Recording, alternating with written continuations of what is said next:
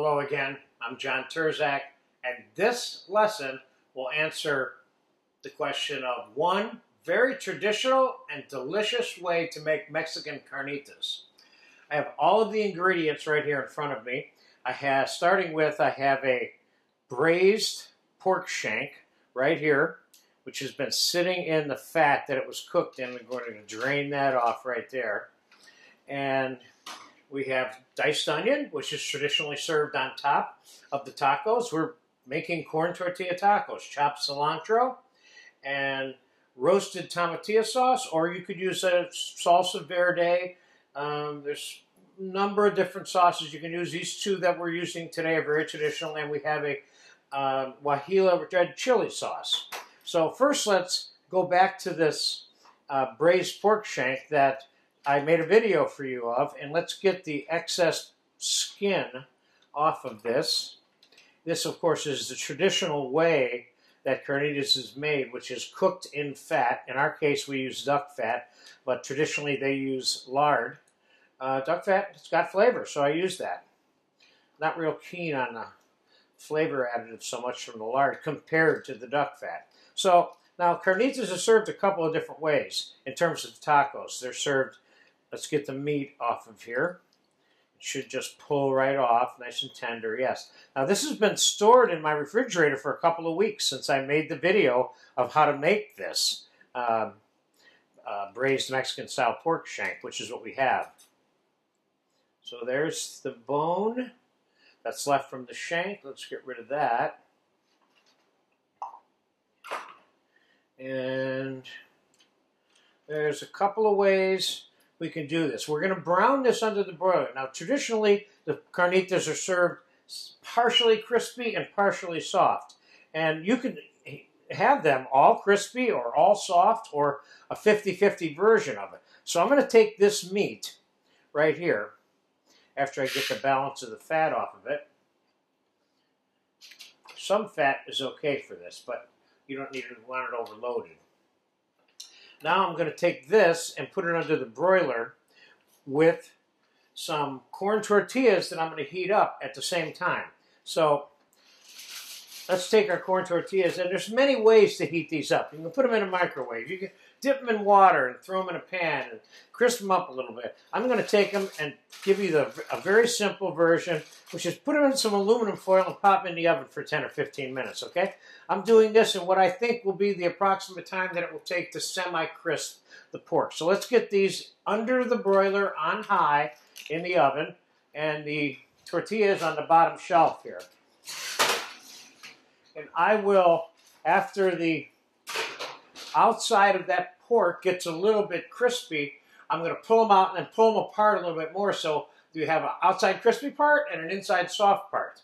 Personally, I could take this pork shank and slice it up on a plate and eat it as a main dish with some rice and these sauces, or guacamole and salsa, or jicama relish, or whatever. So I'll be back in a few minutes as the pork browns under the broiler. It's been about 5 minutes. I've been cooling this off so I can handle it. And here is the procedure for the carnitas that I recommend, and is also considered moderately traditional among Mexicans, which is where this comes from. Now we chop the meat up, which is a mixture of soft and a little bit of crispy.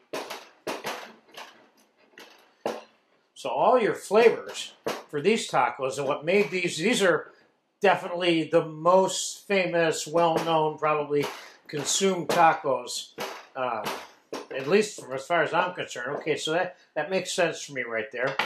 Let me get the tortillas out of the oven.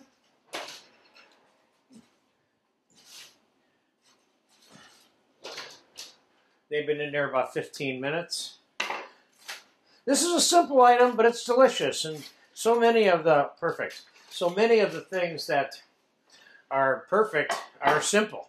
So I normally do 2 corn tortillas.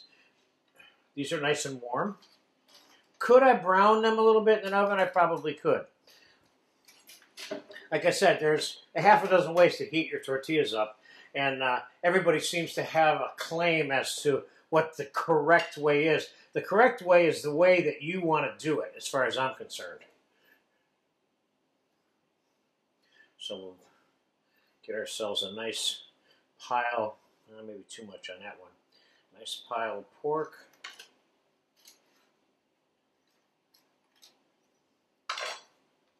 And what are the traditional garnishes? The traditional garnishes are fresh chopped cilantro, fresh diced onions, and a choice of different sauces. Let's get some cilantro chopped here first. And believe me, right after this, we're going to eat these in a New York second. So we're going to put a little bit of fresh onion on top. Again, this is the very traditional Mexican way of eating this item. Certainly one of the most popular ones. Fresh cilantro on top.